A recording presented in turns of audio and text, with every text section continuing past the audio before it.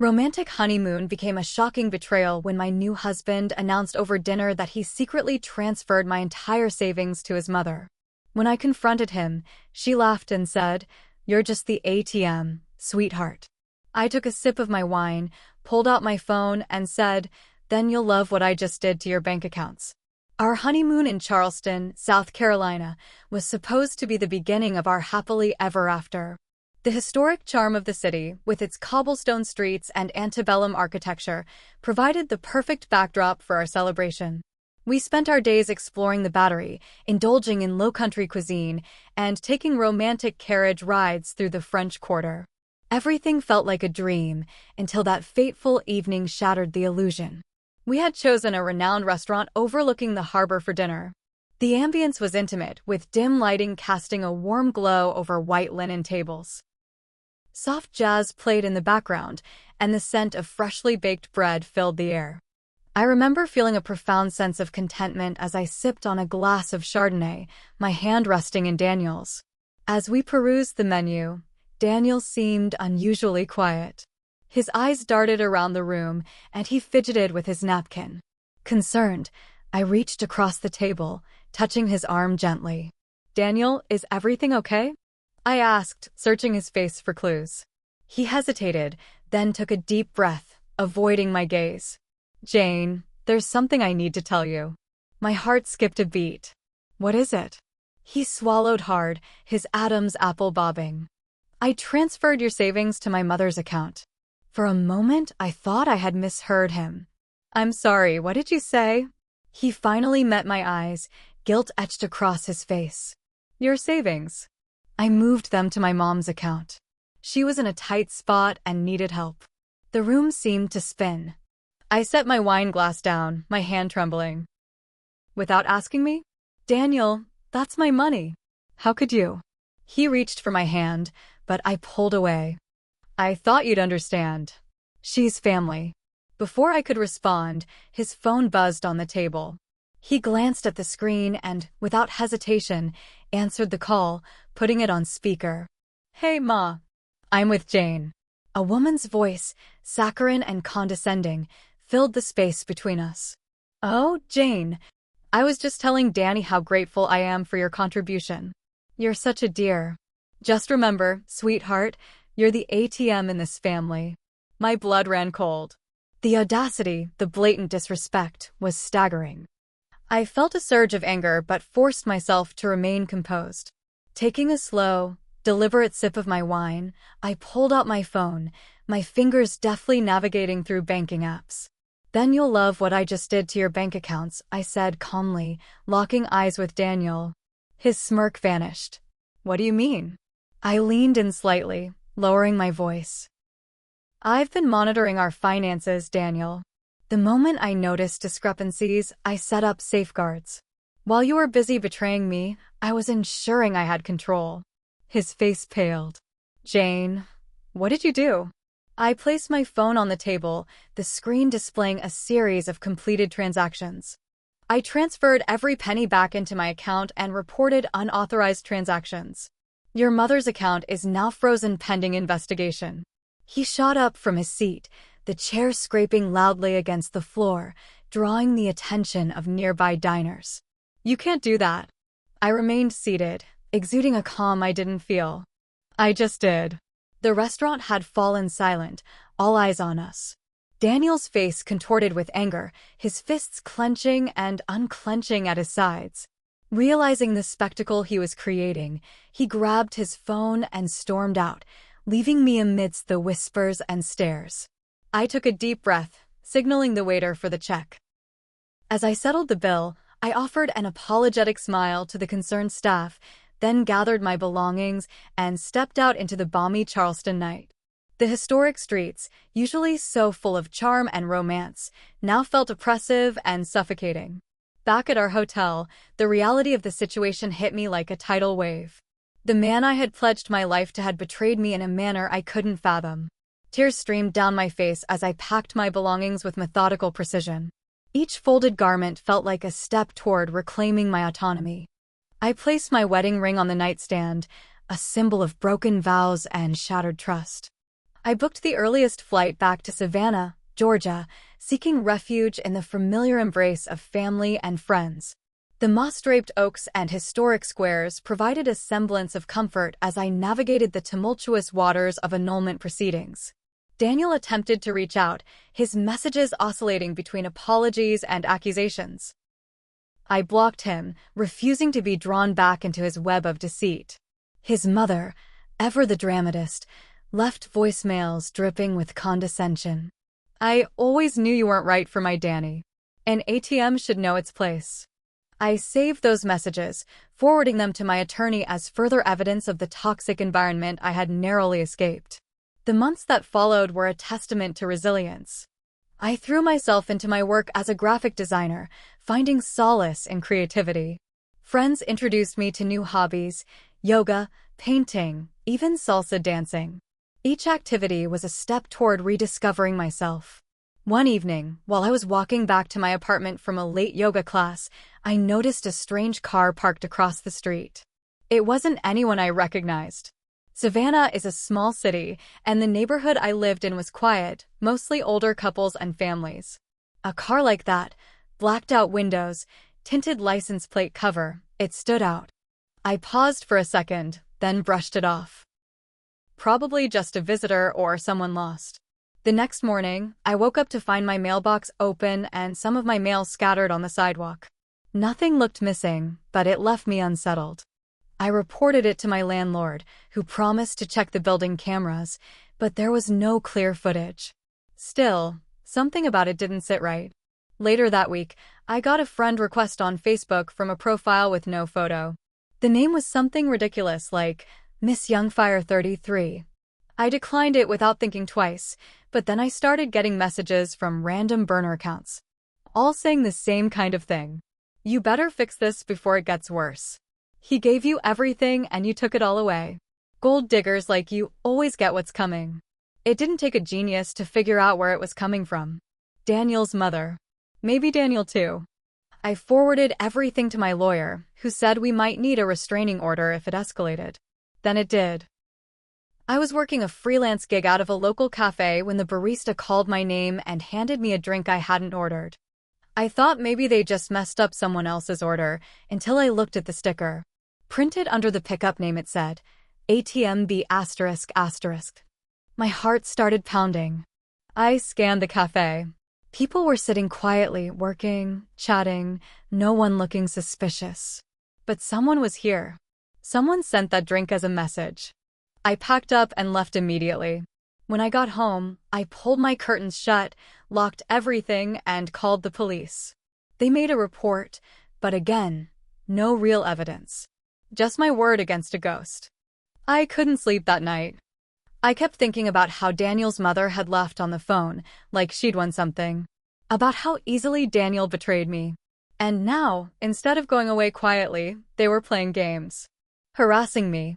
Trying to scare me into what? Giving back money that was mine? I wasn't going to back down. But then something happened that shook me even harder. My bank account got locked. I found out while trying to pay my electric bill. I called the bank in a panic. After a painful half-hour on hold, a representative told me my account was flagged for suspicious activity. Someone had tried to wire money out of it to a foreign account. From my phone. Except I hadn't done it. I drove straight to the bank branch and demanded to speak to a manager. After a long and tense discussion, they confirmed the transfer request came from a phone matching my device ID, but the attempt was made while I was on a Zoom call for work. I had proof. A recorded client meeting with timestamps. That's when it hit me. My phone had been cloned. I replaced everything: phone, passwords, 2FA. But damage was already done. My credit took a hit. My reputation with a few freelance clients took a hit. One even dropped me because of the mess. I was furious. I hired a digital forensics expert to dig deeper, and after some digging, they found an IP address used to access one of my accounts, pinged to a location in Charleston. That was Daniel's apartment. I handed everything over to the lawyer and filed an official police report. The harassment, the fraud attempt, the account hack. They started building a stronger case. Meanwhile, I started carrying pepper spray, got cameras installed around my apartment, and changed my routine as much as possible. Then, like the storm was suddenly over, everything went quiet. For weeks. Until I got a letter. A real one. No return address. It was a printed photo. Me, walking out of yoga. Taken from across the street. On the back, in black Sharpie, "You won't see me coming next time." I dropped the letter, hands shaking, and called the police again. They took it seriously now, finally. They opened a formal investigation into Daniel and his mother. They even sent an officer to patrol the neighborhood for a few days. But it wasn't over. Because 2 days after the letter, I got a call from my old landlord in Charleston. He told me someone had broken into my old apartment, the one Daniel and I had shared for barely a month. The weird part? Nothing was stolen. Nothing was even touched. Except for one thing. My wedding dress. Gone. 2 days after I got the call about the stolen wedding dress, I received another message. This time, it was an email sent to my work account, the one almost no one had access to except for clients. The subject line read, "You left something behind." Attached was a photo.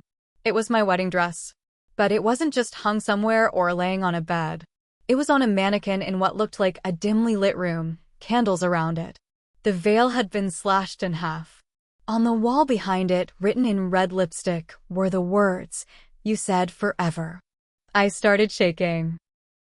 I forwarded the email to the police and my lawyer.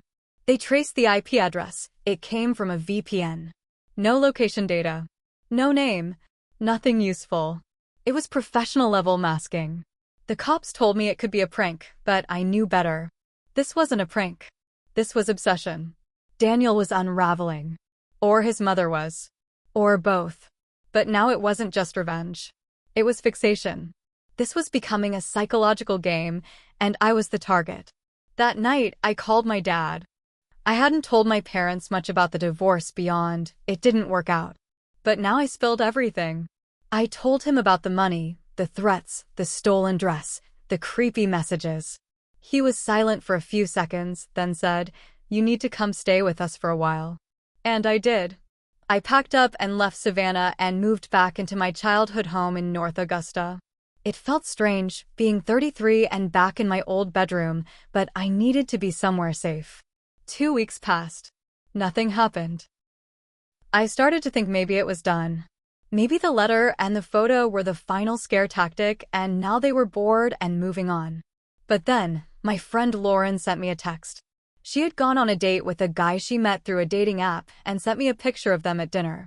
She wanted my opinion because something felt off. It was Daniel. He was using a fake name, Mark, and he'd dyed his hair dark. But it was him. I didn't know whether to laugh or scream. I called her immediately and told her everything. She was horrified. She blocked him, reported him to the app, and sent me screenshots of their texts. He had told her his ex-wife had stolen all his money and ruined his life. Same old story. He was still playing the victim. But what scared me most was the fact he had shown up in my circle. My friend. In my city. This meant he was still keeping tabs on me. I called my lawyer again. We pushed harder for the restraining order. My case was getting stronger. A few days later, something even more disturbing happened. I went to the grocery store with my mom. Nothing special. Just errands. As we were coming out, a little girl walked up to me with a folded piece of paper. She looked no older than 6 or 7.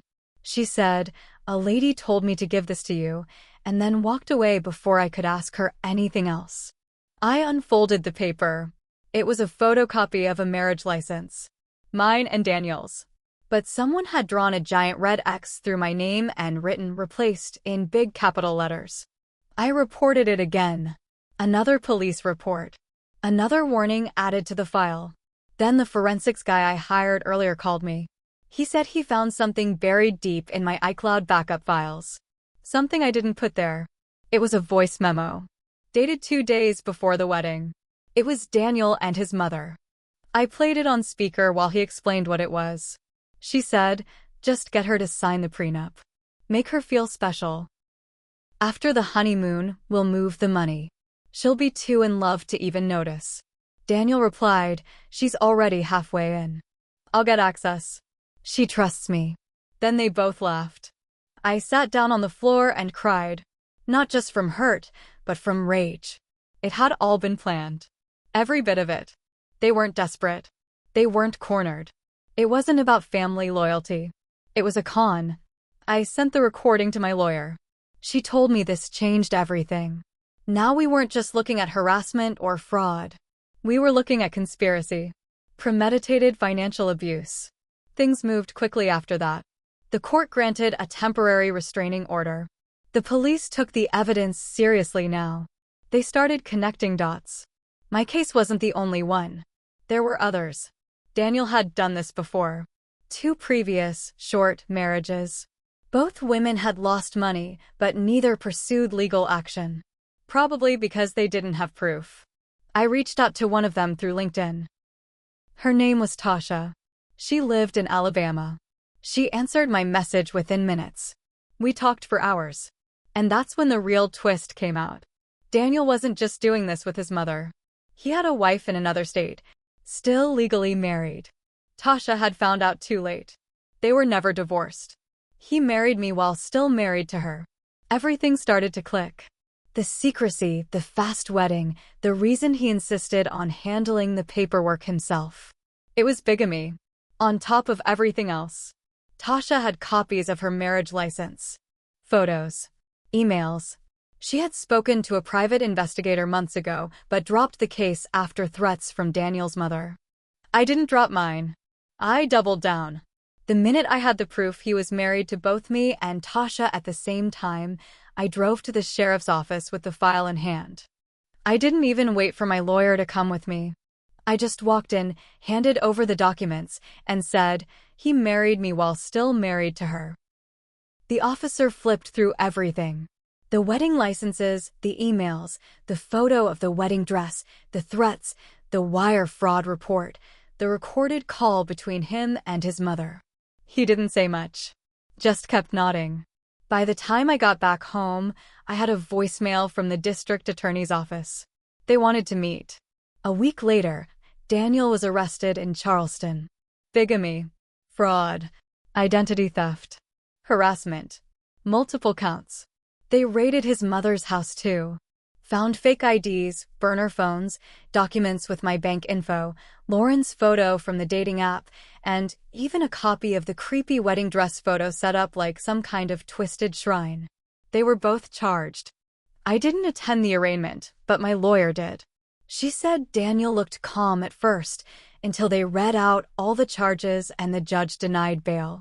His mother cried, loud, like it was a performance. But Daniel? He just stood there, blank. Like it still hadn't hit him. They both pled not guilty. The trial took months.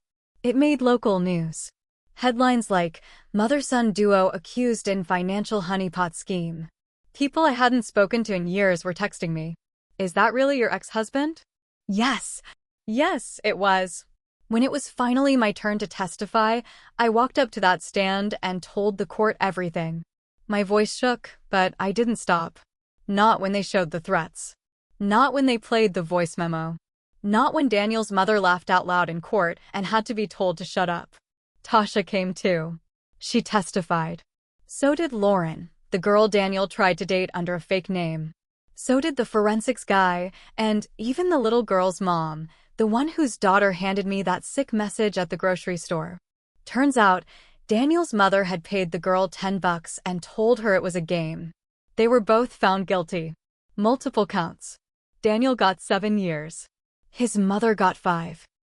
Not enough in my opinion, but enough that they wouldn't be playing games with anyone else for a long time. When the sentence was read, I watched Daniel for any kind of reaction. Regret. Anger. Anything. But he just stood there. Still blank. That same lifeless stare I'd once mistaken for calm confidence. And I'll admit something I'm not proud of. I smiled. Not a big smile. Just enough to let him know I wasn't the scared woman sipping wine across from him anymore. I wasn't his ATM. But here's the part one haven't told anyone. I made my own mistake. I ignored the red flags. I rushed into a marriage because I wanted the fairy tale. I didn't ask questions when I should have. I handed over financial control to someone I barely knew. I ignored my gut when it told me something felt off. That part? That's on me. I owned it. And then I fixed it. After the trial, I went back to Savannah. Moved into a new apartment. Got a dog. Named her Karma. I rebuilt my freelance business and started teaching design workshops at a local community center. I gave talks on financial safety, on trusting your instincts, on watching out for charming liars with kind smiles. Tasha and I stayed in touch. She came to visit once. We drank wine on my balcony and burned old wedding photos. She threw Daniels into the fire with a grin and said, "You know what's funny? He always told me he hated camping." Then she tossed in a marshmallow and roasted it over the ashes. We laughed so hard we cried. So yeah, I got played. Lied to. Used. Humiliated. But I came out of it stronger, sharper, meaner in the ways I needed to be. And the final twist? I bought the house Daniel's mother had to sell to pay her legal fees. Paid for in full with the money they tried to steal from me. I let it sit empty for a while. Then I painted the front door blood red. Every time I drive by, I smile. Just a little.